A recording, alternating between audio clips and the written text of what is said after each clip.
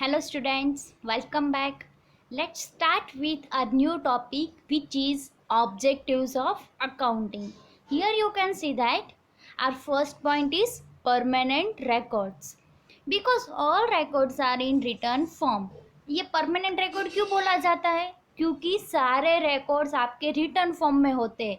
आप जो भी अकाउंट लिखते होंगे नोटबुक में वो क्या हो जाएगा आपका रिटर्न फॉर्म. यानी इस अगर आपको फ्यूचर में भी इसकी ज़रूरत पड़ी तो आप इसका इस्तेमाल कर सकते हो, इसलिए इसको परमानेंट रिकॉर्ड बोला गया है. And second one, to know the effect of each transactions. जितने भी आप ट्रांजेक्शन करते हो जैसे कि सेलिंग, परचेजिंग, कुछ भी, तो सारी इफेक्ट आप जान सकते हो क्योंकि ये अकाउंट का आप जो नोटबुक बनाया होगा आप लोगों ने उसमें आप लोगों ने लिखा ही होगा कि जो सेल किया है, जो परचेज किया, वो सारी चीज़ें. यानी इधर क्या लिखा है, accounts help to know the effect of transactions.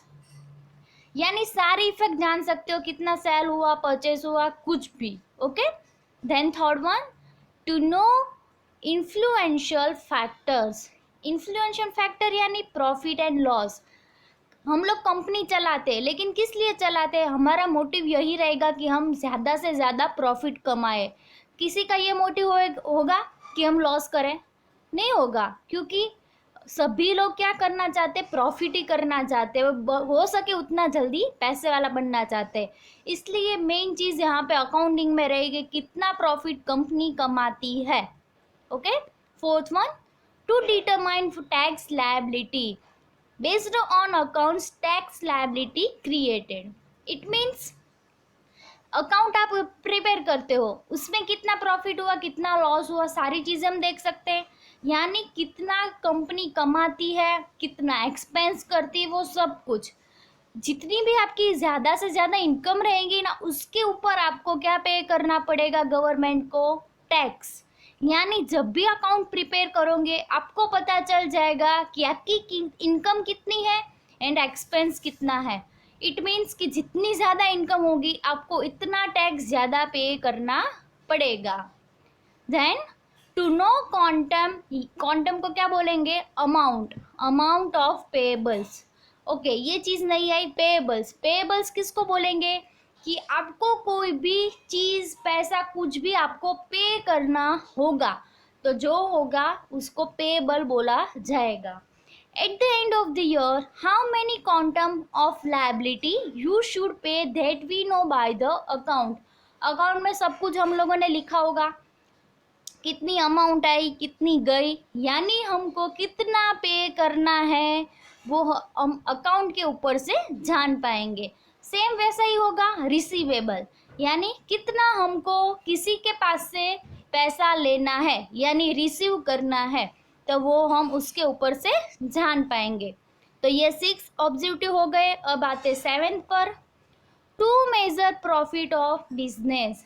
ये आगे देखा वैसा ही वे कितना प्रॉफिट बिजनेस कमाता है वो हम मेज़र कर पाएंगे. कैसे मेज़र करेंगे? जितनी हमारी इनकम होगी उसमें से हम एक्सपेंस माइनस करेंगे तो हमारा मिल जाएगा प्रॉफिट. यानी income minus expense is equal to profit. And loss कैसे जानोगे? Expense minus income is equal to loss. अगर इनकम से ज़्यादा आपके एक्सपेंस हो गए तो वो क्या हो जाएगा? आपका लॉस. जैसे कि मैं 10 रुपीज़ कमाती हूँ पर डे, लेकिन अगर मैं 12 रुपीज़ का एक्सपेंस करूँगी 2 रुपीज़ का क्रेडिट पे, मेरी क्रेडिट मार्केट में होगी तो उसके ऊपर मैं कोई भी चीज़ परचेस करती हूँ 12 रुपीज़ की, तो 2 रुपीज़ क्या हो गए मेरे? लॉस. क्योंकि मैंने 10 रुपीज़ ही अर्न किया था और एक्सपेंस कितना किया? 12 रुपीज़ का. लेकिन अगर मैं 15 रुपीज़ कमाती हूँ और 10 रुपीज़ का एक्सपेंस करती हूँ तो 5 रुपीज़ मेरे लिए क्या हो जाएंगे? Profit. Okay. And the last one, to know economic status of the business at the end of the years. End of the year it means आप लोगों ने अगले लेक्चर में देखा था 1 अप्रैल से हमारा फिनेंशियल ईयर स्टार्ट होगा और एंड कब होगा? 31 मार्च को. तो ये याद रखना है यानी एंड ऑफ द ईयर बोला, यानी कौन सा डेट आएगा, 31st March. At the end of the year, accounts show that how many liability, assets and receivables are there. Liability यानी कि कितना आपके सिर पर कर्ज है, assets यानी जो हम लोगों ने हमारे कंपनी के लिए कौन कौन से ऐसी असेट्स खरीदी थी जैसे कि फर्नीचर, मशीनरी, वो सब कुछ. एंड रिसीवेबल्स यानी हमको किसी के पास से पैसा रिसीव करना है, वो हमारे कंपनी के अंदर कितना है वो कैसे पता चलेगा, वो हमारे अकाउंट्स में होगा, इसलिए पता चल जाएगा. And the last one, if assets and receivables are more than liabilities. Assets है वो आपकी क्या हो जाएगी, अगर आप फ्यूचर में उसको बेचोगे तो आपको इनकम जनरेट होगी. एंड रिसीवेबल्स यानी आपको मिलने वाला है पैसा, तो वो दोनों आपके लिए इनकम हो जाएंगी. एंड लायबिलिटी या मैंने बोला वो कर्ज, यानी आपको किसी को पैसा देना है, तो क्या होगा, एसेट्स एंड रिसीवेबल्स ज़्यादा होगी लायबिलिटी से, तो आपकी जो गुडविल है वो मार्केट में कैसी रहेगी, अप रहेगी, यानी ज़्यादा रहेगी. Okay, if assets and receivables are more than liabilities, it can be said that it is good economic condition. यानी असेट्स एंड रिसीवेबल्स ज़्यादा होंगे लायबिलिटी से, तो आपकी इकोनॉमिक कंडीशन कैसी रहेगी, अच्छी. लेकिन अगर लायबिलिटीज यानी आपका कर्ज ज़्यादा होगा तो आपकी इकोनॉमिक कंडीशन कैसी कहलाएगी, बैड, यानी खराब. ओके, तो ये हो गए हमारे objectives of accounting. The next one, advantages of accounting. उसमें क्या है, टू नो प्रॉफिटेबिलिटी. ये सेम ऑब्जेक्टिव के जैसा ही है, इसलिए यहाँ पे शॉर्ट में लिखा है. यानी जब भी अकाउंट बनाओगे आपको उससे ऊपर पता चल जाएगा कि प्रॉफिट कंपनी को कितना हुआ है. Second one, to know financial status. Company का फिनेंशियल स्टेटस कैसा है, यानी कंपनी कितना अर्न करती है, कितना एक्सपेंस करती है, उसके ऊपर से उसकी गुडविल डिसाइड होती है. गुडविल यानी उसकी क्रेडिट कैसी है मार्केट में, वो. देन टैक्स प्लानिंग, यानी हमको पता ही होगा कि लास्ट ईयर हम लोगों ने इतनी इनकम की थी तो उतना टैक्स पे किया था, तो इस साल हम कितनी इनकम करेंगे तो हमको कितना टैक्स पे करना है, वो हम पहले से ही प्लानिंग कर देंगे.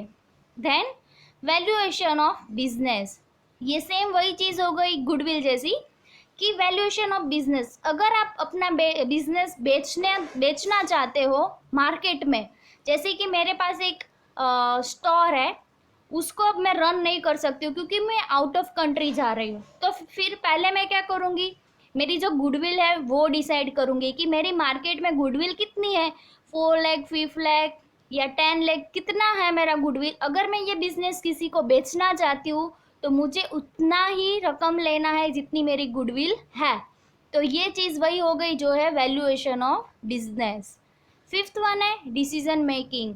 डिसीजन मेकिंग यानी कि आपको अपनी कंपनी में कितना इन्वेस्ट करना है, और या फिर बाहर जो मार्केट में लोग बैठे हैं वो गुडविल आपकी बिजनेस के डिसाइड करते हैं कि ये जो बिजनेस है वो कितना इनकम करती है, उसके ऊपर वो लोग डिसीजन करेंगे कि हमको इस कंपनी के अंदर इन्वेस्टमेंट करना चाहिए कि नहीं.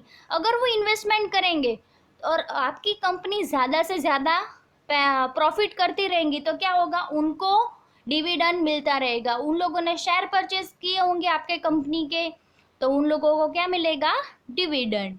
यानी ये अकाउंट के ऊपर से हम लोग सब कुछ जान सकते हैं कि ये बिजनेस का या फिर कोई कंपनी का फिनेंशियल स्टेटस कैसा है.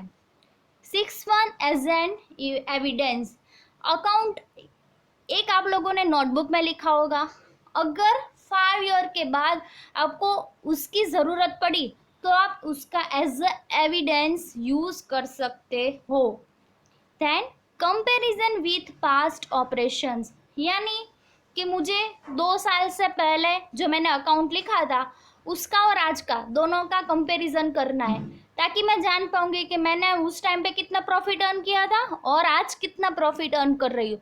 तो उसके ऊपर से मुझे पता चलेगा कि मेरी कंपनी ग्रो कर रही है कि नहीं। ओके, तो ये हो गए थे एडवांटेजेस ऑफ अकाउंटिंग।